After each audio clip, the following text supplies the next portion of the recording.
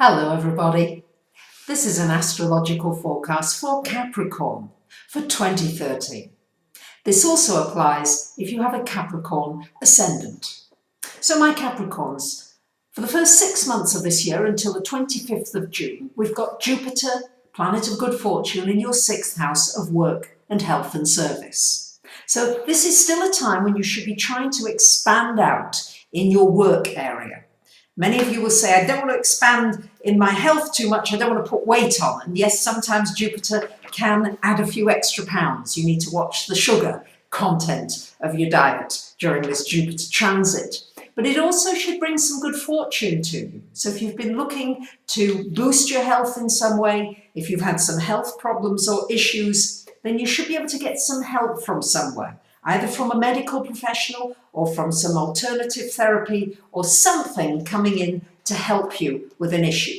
It's a good time to boost your health, maybe with extra vitamins, minerals, something that you find, a magnetic therapy, whatever it is that just boosts you and brings you more into balance. Because sometimes Jupiter does things in a big way, but you can also improve your well-being in a big way and your energy levels. Your energy levels sometimes, Capricorns, they can go quite down, and so it's a good time for improving those energy levels and learning how you can do that and how you can sustain that. And also it brings some good fortune in the house of work to you. It may mean that you need to change your work, however. It may mean that you need to expand into new areas. You may need to look overseas for different opportunities, or a company that's overseas that might have opportunities for you in your country. Then after the 26th of the month, for the rest of the year, Jupiter is in your 7th house of relationships, Capricorns. So it's going to mean some learnings in relationships, but it's also the planet of good fortune. So it should bring you more new relationships into your life. The relationships that you do have, you'll have an opportunity to learn more. And if you're looking for a partner or for that special somebody, it's quite possible that somebody could come in during this time with the Jupiter influence in that house. But there could be some lessons to learn. There may be an ending of a relationship and a beginning of another one, and another one, and another one, because Jupiter tends to do things in a big way. And I know that's difficult for you sometimes, Capricorns, because your ruler is Saturn, and you like to have that kind of focus. And I think that with Jupiter in a particular life area, it doesn't necessarily give you the focus and the structure you would like, but it means that you need to go a little bit more with the flow. It could bring somebody into your life from overseas that really enables you to grow and to learn more. Saturn went into your 11th house in October of 2012, and it stays in the 11th house for just under 3 years altogether. So what does this mean? Well, in your 11th house, it's going to give you an opportunity to restructure your friendships. There may be a friendship that comes to an end, a long-lived one. There may be a friendship that you deepen, that becomes more serious, that you say, yeah, this is somebody, or even a few people, that it's worth putting my energy into. You may become involved seriously with a group or a charitable organization. You may even work in a charitable or a humanitarian organization of sorts. You may find yourself contributing very practically, maybe coming up with a plan for your community, because Capricorns, you are the masters of the plan, and coming up with something that would be really helpful during these very changing and volatile times that we're living in. We're living in a real transitional time. And so you may well, Capricorns, because you're a cardinal sign, really be instrumental in helping with these changes for a lot of people. Yes, I know Pluto in your sign still for another 10 years yet, and square to the Uranus in the 4th. So yes, you've been doing a hell of a lot of soul searching, working on yourself.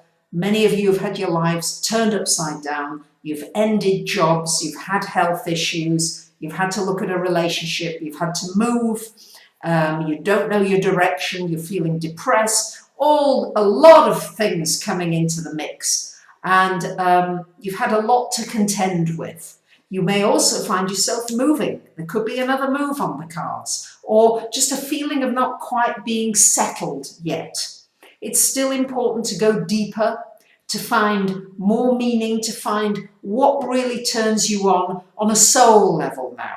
It's great, yes, of course, it's important to earn money. It's important to have nice relationships in your life, very important to connect with people. But what's going to satisfy your soul? That's what this Pluto in your sign is looking for you to really discover, and then to set a course of action and a plan of action, baby steps to be able to accomplish that. Neptune in your third house, information coming to you differently. It may be coming through the right brain area, through the intuitive area. Wonderful time to develop your intuitive channel, to tune in, to learn anything in this. Astrology will be a fabulous subject to learn during this time as well, during this year. We've got a grand trine from July 9th to the 27th. And for you, it's hitting your 3rd, 7th and 11th houses. And this grand trine can bring a lot of good fortune at this time, some good things. For you, 3rd house, it could be in your community, with your friends, your social life. Your 7th house, your relationships, business and personal. And your 11th house, your friendships, the groups you belong to, and the wider community at large.